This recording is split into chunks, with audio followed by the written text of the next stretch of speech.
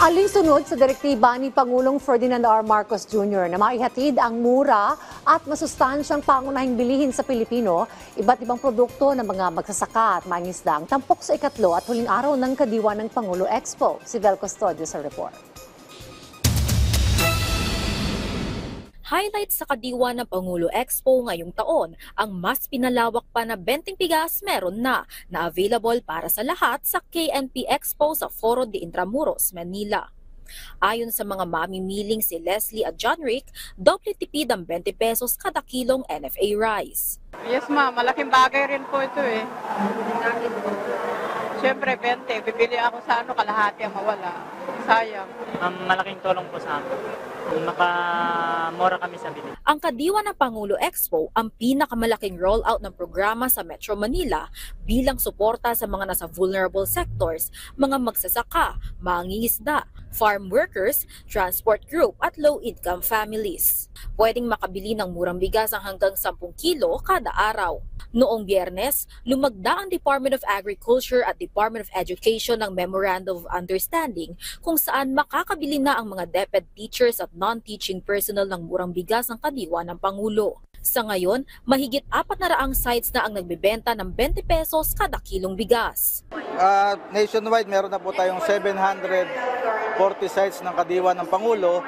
And nakapag-launch na po tayo ng 20 bigas meron na sa 81 provinces nationwide. Kung mapapansin niyo po, 81 provinces pa lang at meron pang isang natitira. Pero ang target po natin may launch din ito sa December 10 ngayong taong ito.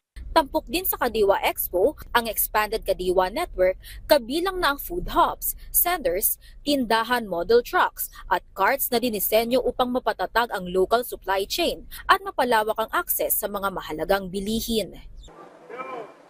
Isa sa mga tampok dito sa Kadiwa ng Pangulong Expo ay yung mga produkto mula sa Region 8, kagaya nitong cucumber, itong mga siling panigang, at syempre meron ding tuba na galing Leyte. At of course, meron din tayo mga delicacies, kagaya nitong, ano pong tawag dito ma'am?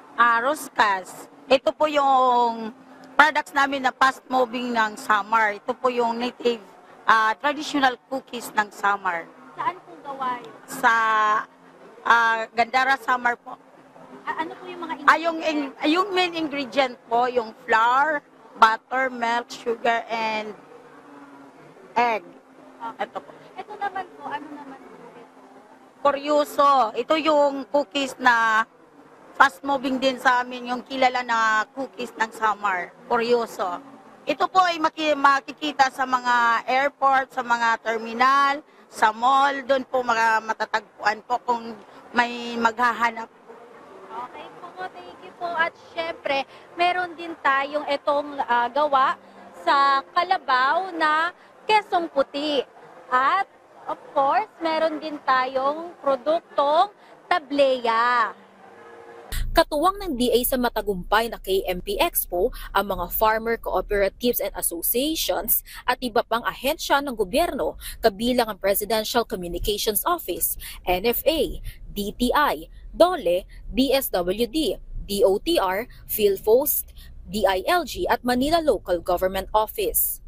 Bukod sa mga produkto ng mga magsasaka at mangingisda, ilang mga serbisyong gobyerno at produkto ng mga benepisyaryo nito ang nasa KNP Expo. Kabilang dito ang registration ng postal ID, mga produktong marikina na kasama sa livelihood program ng DOLE, abaka-made products sa mga beneficiaries ng DSWD, at processed meat products kagaya ng hamon na produkto ng isang MSME na suportado ng DTI.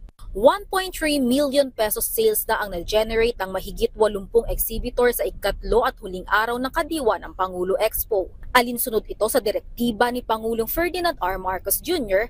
na maihatid ang abot-kaya at masustansyang pangunahing bilihin sa mga Pilipino at mailapit sa masa ang serbisyong gobyerno. Vel Custodio para sa Pambansang TV sa Bagong Pilipinas.